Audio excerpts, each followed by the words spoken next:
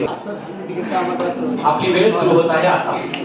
नमस्कार हिंदवी स्वराज्याचे संस्थापक छत्रपती श्री शिवाजी महाराज, भारतीय संविधानाचे शिल्पकार डॉक्टर बाबासाहेब आंबेडकर आणि मराठवाडा मुक्ती संग्रामात आपले मोलाचे योगदान देणारे स्वामी रामानंद तीर्थ यांना मी सर्वप्रथम विनम्र अभिवादन करते। नमस्कार रसिक श्रोतेहो, तोडून निजामशाहीचे साखळ दंड पसरून शिक्षणाचे विशाल पंख घेऊन संतांच्या वाणीचा आशीर्वाद संघ जो करतोय महाराष्ट्राच्या प्रगतीची वाटचाल अखंड, तो आहे माझा मराठवाडा विभाग सर्वगुण संपन्न। मग ह्याच मराठवाड्यात 12 ज्योतिर्लिंगांपैकी 3 ज्योतिर्लिंगांना पाहून, वेरूळातील ढालेण्यांना पाहून, महाराष्ट्राच्या मुख्यमंत्री पदावर मराठवाड्यातील नेत्यांना विराजमान झालेलं पाहून व त्याबरोबरच शैक्षणिक क्षेत्रात आणि अनेक कला प्रकारात मराठवाड्यातील विद्यार्थ्यांनी मिळवलेल्या घवघवीत यशामुळे एकूणच महाराष्ट्राची होणारी प्रगती पाहून मी स्पर्धक कॉलेज कोड क्रमांक 130 व्यासपीठासमोर विषय मांडतीये। महाराष्ट्राचा रहाटगाडा पुढे नेतोय मराठवाडा। तब्बल 64,811 चौरस किलोमीटर एवढे क्षेत्रफळ असणारा आणि संतांची भूमी म्हणून ओळखला जाणारा मराठवाडा विभाग शैक्षणिक क्षेत्र, साहित्य क्षेत्र, कला क्षेत्र, क्रीडा क्षेत्र अशा अनेक क्षेत्रात आपले मोलाचे योगदान देताना दिसून येतोय आणि महाराष्ट्राची मान गौरवाने उंचवण्याचे काम करतोय। हे मला यावरून म्हणावंसं वाटतंय, कारण साहित्य क्षेत्रात दासो वैद्य यांनी वटा पुरस्कार, अल्फा गौरव पुरस्कार ह्यांसारखे अनेक पुरस्कार मिळवले। राम बोराडे, इंद्रजित भालेराव ह्यांसारखे प्रसिद्ध नाटककार, लेखककार, त्याबरोबर शेतकरी कवी मराठवाड्यानेच महाराष्ट्राला दिले आहेत। अहो असं म्हणतात की ज्ञान मिळे शिक्षणाने, प्रगती घडे शिक्षणाने, पोट भरे शिक्षणाने आणि समाज परिवर्तन ही घडे शिक्षणाने।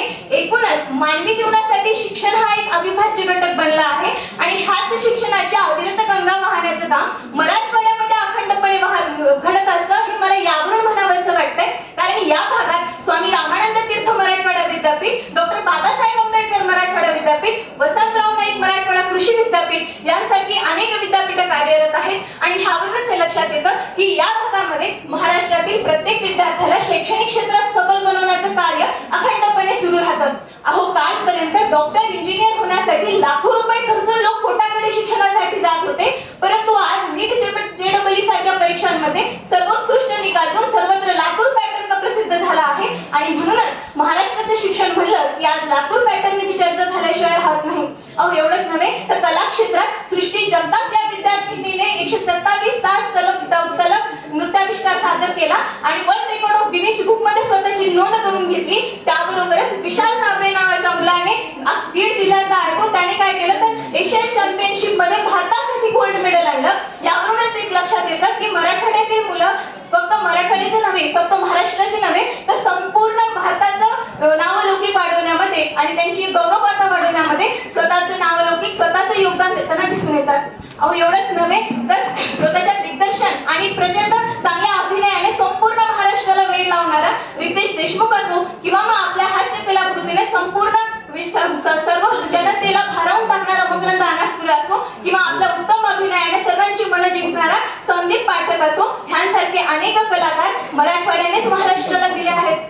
असं म्हणतात कोणत्याही देशाची प्रगती तेव्हाच होते जेव्हा तेथील नागरिक आपली कर्तव्य योग्य रीतीने पार पडतो। हे मला यावरून म्हणावंसं वाटतंय, कारण जिस चोले को पहने शिवाजी खेले अपनी जान पे, जिसे पहने झांसी की रानी मिट गई अपनी आन पे, आज उसी को पहन के निकला हम मस्तों का टोला, मेरा रंगत बसंती चोला। असं म्हणत वयाच्या 23व्या वर्षी सळसळत्या रक्ताचा धगधगता अंगात शहीद आजम भगतसिंग फासावर गेले आणि त्यांनी त्यांचं भारतीय नागरिक असल्याचं कर्तव्य पूर्ण केलं। परंतु आज भारताला स्वातंत्र्य मिळाल्यानंतर आजच्या भारतीय नागरिकांचं काय कर्तव्य आहे तर आपल्या भागापासून, आपल्या विभागापासून सुरुवात करून आपल्या राज्याची आणि पर्यायाने संपूर्ण देशाची प्रगती करणं हे आजच्या भारतीय नागरिकांचं कर्तव्य आहे आणि हेच कर्तव्य पूर्ण करण्यात संपूर्ण राजकीय नेतृत्वांचं खूप मोठं योगदान असतं। हे मला यावरून म्हणावंसं वाटतंय, कारण महाराष्ट्राच्या राजकीय महासागराला लाभलेले हिरे मानक मोती अर्थात दिग्गज मुख्यमंत्री मराठवाड्यानेच महाराष्ट्राला दिले आहेत। शंकरराव चव्हाण ज्यांची ओळख मॉडर्न भगीरथ म्हणून आहे, त्यांच्यामुळेच नर्मदेचं पाणी याच्यावर सर्व महाराष्ट्राचा अधिकार आहे हे सर्व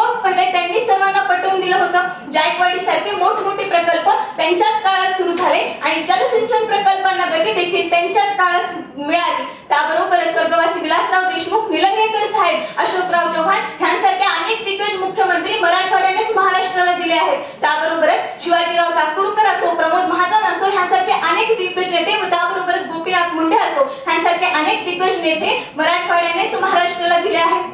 अहो असं म्हणतात की कोणत्याही देशाची प्रगती ही